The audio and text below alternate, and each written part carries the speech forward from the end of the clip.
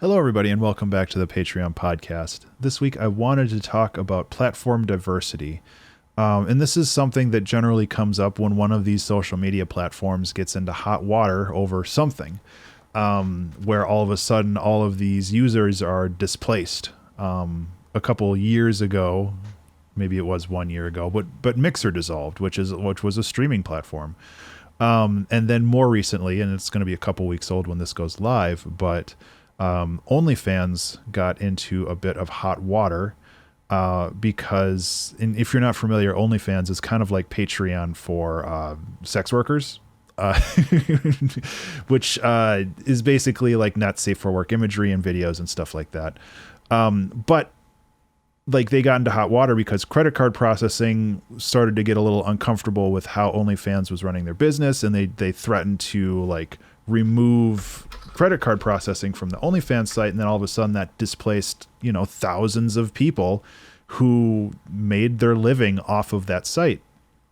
And I think that, obviously OnlyFans is a little bit of a unique exception because there aren't a whole lot of places online to sell that kind of stuff. But there are other places.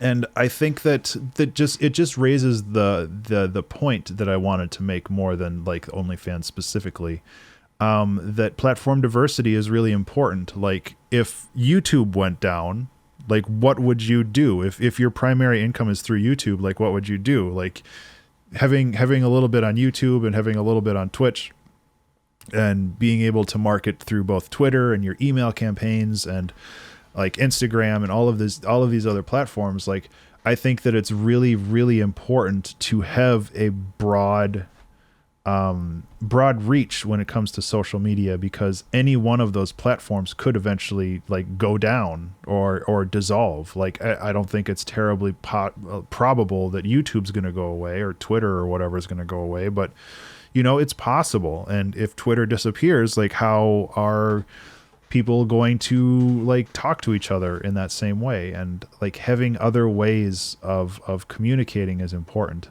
And I know like I'm very, very aware of the fact that like managing multiple social media platforms is not only a huge pain in the butt, but it's like very time consuming. And you got to find that balance between that. But I think that like putting all your eggs in one basket, like putting like OnlyFans or Patreon or anything like that, it can be really dangerous, because if that platform goes away, then what are you going to do? So I guess it's just like, I'm not here to be like, I told you so, or like, look at these people, like, don't do that. But it's just like, it's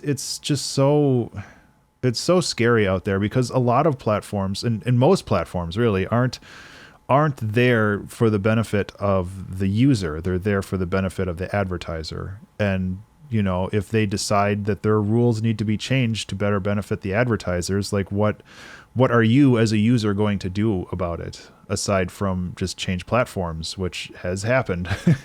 So it's like, I think being aware of that is really more important than anything else. It's just like understanding that the experience you have on these platforms can be ephemeral and they could be gone someday. And there are a few things that are pretty reliable. Like when it comes to email, having an email list is very, very important. Although I've heard, and I can't verify this, but I've heard that a lot of the younger generations, like 20 and below, don't use email as frequently. So I don't know how to get around that, but I should probably figure it out. But yeah, like I think that, and relying on email is really important. And I don't use it as frequently as I should. So I'm rambling, but I think you get the point in what I'm trying to make here. It's just make sure that what you have and the systems that you have set up are agnostic when it comes to that. Like if you have storefronts, like Gumroad, I love Gumroad. I think that it's a fantastic service, but I also know that there are other services out there that do very similar things. So even if you aren't setting up a storefront there, you'll at least know that you have a backup storefront that you can migrate to if for some reason Gumroad goes away.